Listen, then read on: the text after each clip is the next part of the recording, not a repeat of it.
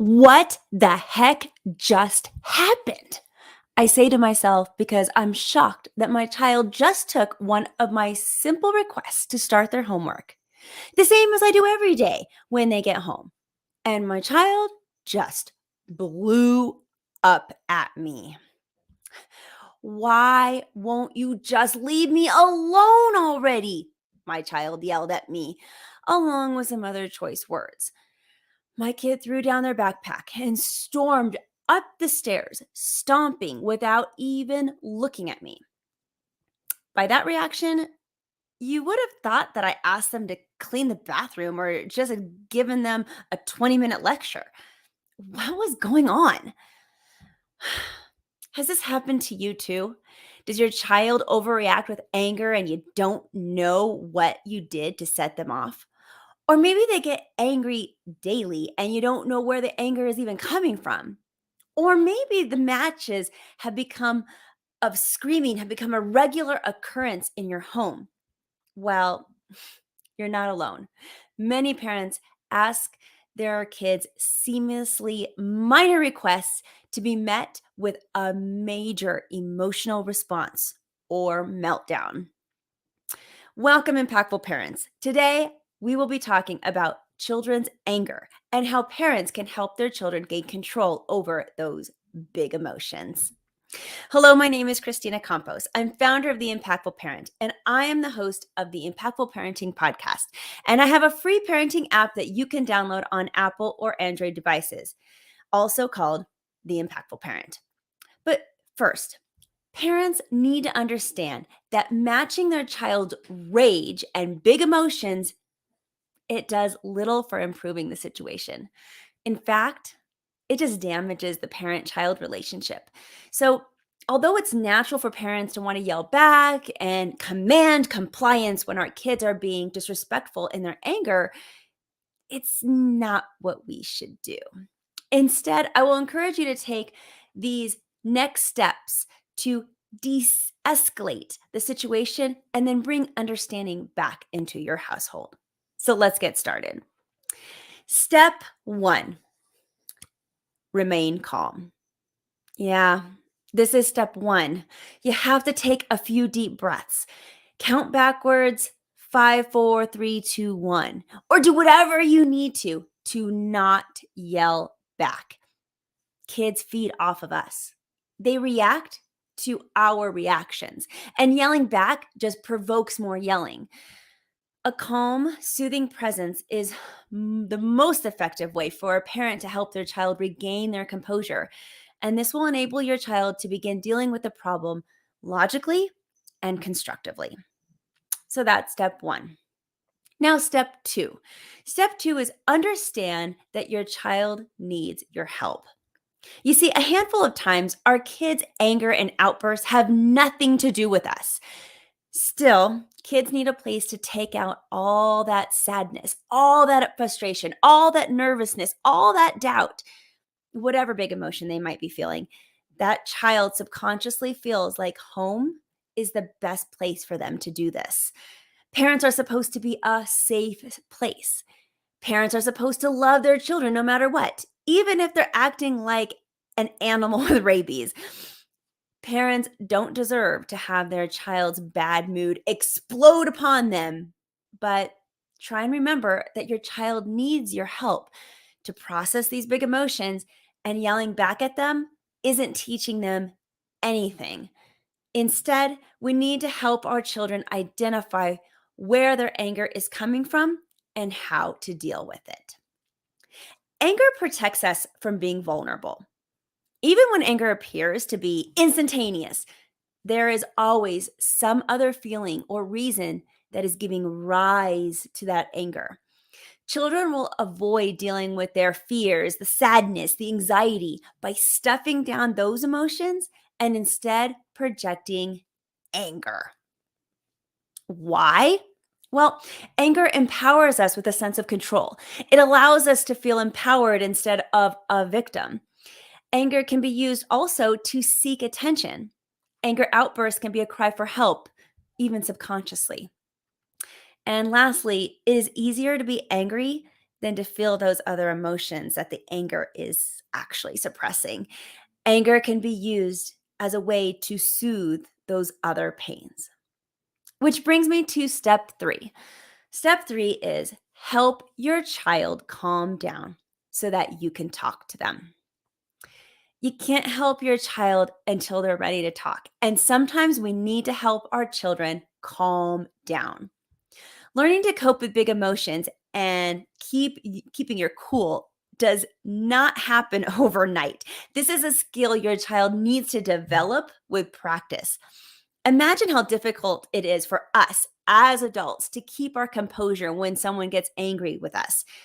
Well, children have the same difficulty, plus more because they're less practiced at it. Coping, it's not intuitive. And as parents, it's important to understand that we probably have to help our child learn to cope. A mistake that many parents make during this step is assuming that what works for them will also work for their child. And this is not necessarily the case. Kids have to find out what works for them on their own. And although your way of coping might work for them, it also might not. So, teach your child to cope by giving them lots of options for coping and then letting them try each technique out one by one. Let them discover what works for them and what doesn't through practice and the process of elimination. So, to help aid you in this process, I have a free PDF for you today called 20 Ways to Cope. This free resource gives parents over 20 different coping ideas to teach their children.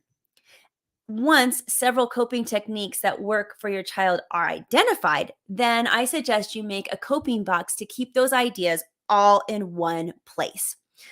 When you are done, the box might contain papers with reminders of activities that the child can do, or different fidget toys, books, journals, things that the child can write or color in. So, coloring books, maybe even soft, fuzzy blankets. The list goes on. The idea is to have a box that contains various options for coping readily available for your child to use when they need it.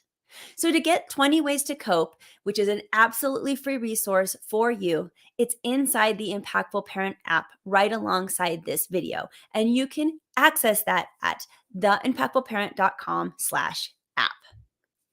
Now, next, step four. Step four is identify the real source of your child's stress. So now that your child and you are calmer, you can be ready to start figuring out what is really the underlying issue under all that anger. The best way to do this is to ask your child lots of questions. You see, kids learn best if you don't tell them the answers, but you let them figure out the answers themselves. Let your child discover the root of their feelings, even if you think you know the answers already.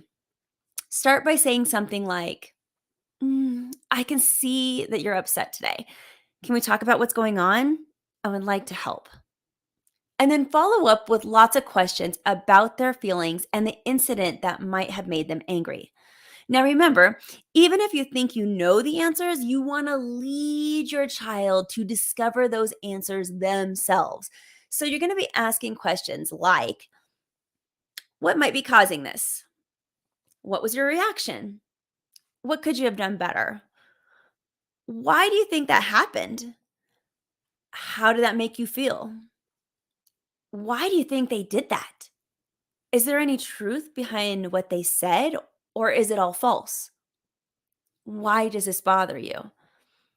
To help you in that process of asking questions, I have another free PDF for you. This free PDF, this free resource, gives parents tons of questions to ask your children to help them through that process of what's happening and also to learn from their choices. And again, you can get it inside the Impactful Parent app alongside this video at theimpactfulparent.com/app. Then, approach your child with empathy and understanding. You want to acknowledge their anger and validate their feelings. You might say something like, you seem angry today, and I bet something crappy happened.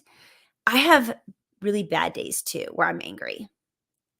You don't want to solve your child's problems for them. And instead, the intention is to listen and then ask those questions. Remember, sometimes children have anger outbursts because they simply lack the skills to behave any other way. When parents take the time to help their children process and learn from their experiences, they also empower their children to grow and learn. Which brings me to the last step. This is step 5, and that's repeat. Yep. Just repeat it and repeat this process over and over again. You can't expect to go through this process once and have your child come out a rock star of emotional control. That's not going to happen. This is going to take practice. Remember, progress is sometimes 2 steps forward and 1 step back. And some days your child will want to talk, and other days your child doesn't even want to calm down. You're going to have to stay consistent and patient. Don't give up. You can do this.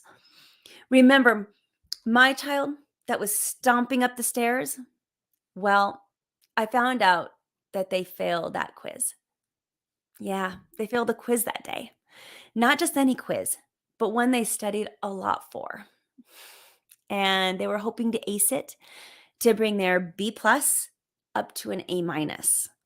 And then to make matters worse, on the walk home, their backpack zipper broke. Papers, notebooks, pencils, and books all fell to the ground and got moist in a puddle from an afternoon rain. My child felt defeated by the end of the day and was frustrated with his quiz score. Now, I could have matched my child's behavior with my own anger that day. It certainly would have been justified because my child's tone and words could be considered as disrespectful. I could have yelled at them, given them a punishment, demanded that they start their homework immediately. But I didn't. In fact, I didn't respond at all. I let them storm to their room. And then a little bit later, about 10 more minutes, I knocked on the door and I brought some popcorn in my hand into their room and said, "Hey, kiddo, it seems like you're angry today. Are you okay? I bet something bad happened at school today. What's going on?" And that was the start of the conversation. To grab your free resources mentioned in this video today, and if you want to become a more impactful parent, please download the Impactful Parent app. Available for free on Apple and Android stores. And also check out all that my website has to offer. I have parenting courses, family coaching, and lots of resources for you there also. But until next time, you got this, parents. I'm just here to help.